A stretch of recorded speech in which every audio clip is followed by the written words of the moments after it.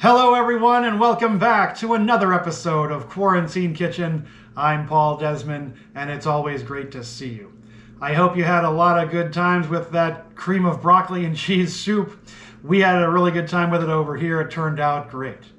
So I'm going to make a sort of soup-like thing in a pan. I'm going to pour it on top of a casserole. Of course, you know what I'm talking about. I'm going to make my ham and scalloped potatoes. To make my ham and scalloped potatoes, we will need a big piece of ham, a bunch of potatoes, some flour, our old friends, salt and pepper, some milk, a block of cheddar cheese, some butter, one onion, or onion, and of course we'll need some garlic. Alright, so I'm gonna be honest with you all, this one does take a good amount of prep. The good news is that once all the prep is done, you just toss it into the oven for a while and relax. Of course, we start by washing our hands, but for this recipe, it is very helpful to give the potatoes a good scrubbing as you wash them.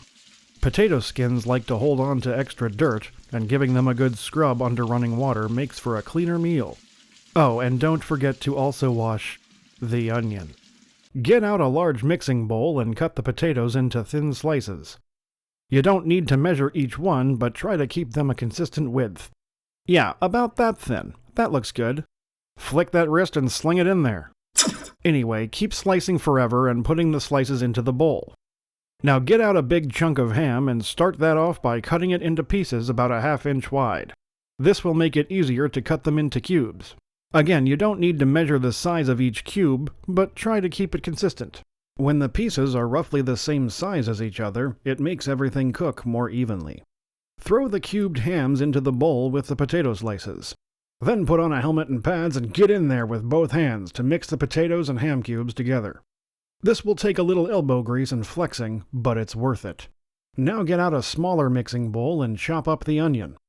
Somewhere between diced and chunks is good. Hopefully your hands aren't too sore yet, because next we need to shred up the block of cheddar.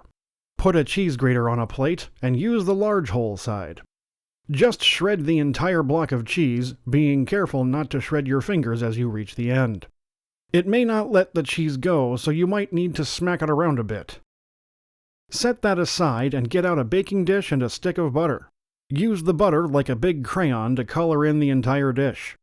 You can use a non-stick cooking spray if you like. That's cheating, but you can use it. Anyway, get the whole dish covered in butter and then dump the ham and potatoes in. Try not to let the ham run away. Come back! Oh good, he came back. Anyway, keep dumping them in and press down firmly on the ham and potatoes in the dish. Now head over to the stove, fire it up to 11, and toss some chunks of butter into a pan. Give it some time to melt down and spread it around to cover the bottom of the pan. Drop the chopped onion in and cook it for a few minutes. Be sure to stir it around. Then grab a bag of flour, pour a good amount over the buttered onion, and stir that in too. Throw in our old friends salt and pepper, and give them a good mixing as well. After a few minutes, it's time for the garlic, and we need to give the garlic some love. Turn the burner to low, get out the milk, and pour some in the pan. Remember, milk hates heat, so we need to start with the burner on its lowest setting. Slowly stir it in until the mixture looks like paste. Add some more milk, keep stirring it, and gradually turn up the heat. You may need to do this several times until it's less pasty and more like a liquid. Keep turning the heat up as you go. Once the mixture is slightly boiling and you can see a few bubbles popping through the surface, that's when it's ready. Pour the entire mixture on top of the ham and potatoes in the baking dish.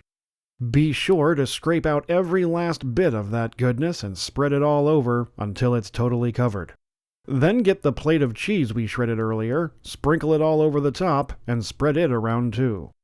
Now cover it in foil with a magic touch.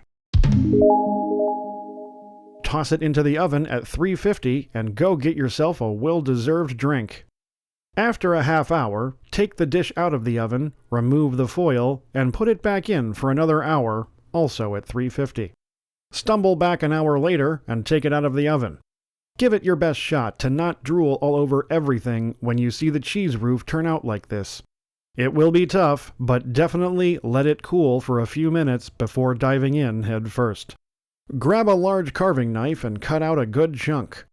You might need to go back over the slices a few times. Then carefully scoop that brick of amazement onto a plate and brace yourself for delicious impact. And that's how you make my ham and scallop potatoes. These look amazing. I cannot wait to eat this. For more videos like this, please drop a like over here and maybe subscribe to my channel by clicking on my face right about here somewhere. This has been Quarantine Kitchen. I'm Paul Desman. See you next time.